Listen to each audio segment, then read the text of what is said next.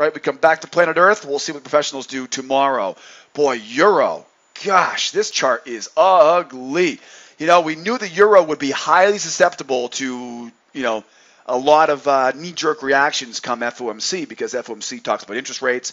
Interest rates, of course, right, deal with the U.S. dollar, and the U.S. dollar has a fundamental correlation to the euro. Euro is trading at the highs of a range this evening, which means our goal will be to buy the lows, sell the highs, avoid the middle, and focus on failures until we see a new trend develop tomorrow. The buyers will be looking for a successful breakout to finish the move, right, up to that measured move, and sellers will be looking for a failure to sell back down to the lows of the range.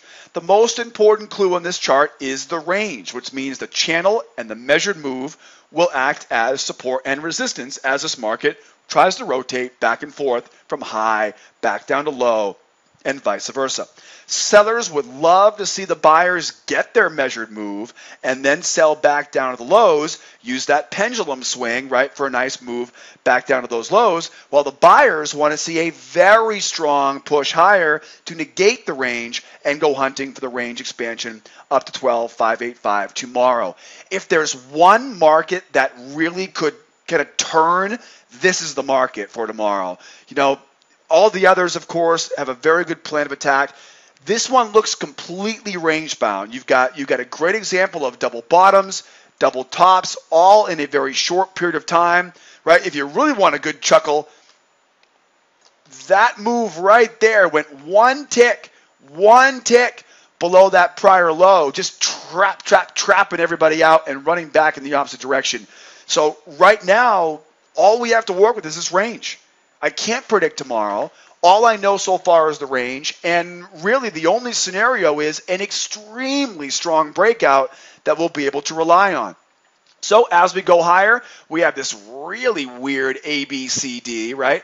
I got to make sure I go from the lowest point to the highest point. Well, then we come back down here and trap low again, so it's got to go up, down, and then up. I know it's not an easy one. I had to take a calculator out there today, phone a friend, right, to figure out where that measured move was.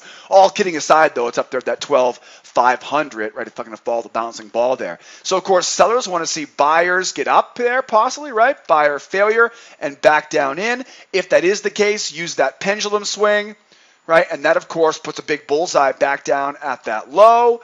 Back down at that low, seller failure, back up, right? Focus on failures, sell high, buy low, and remember, stay the heck out of the middle, right? The middle of this trading range is from 12,161 to 11,987.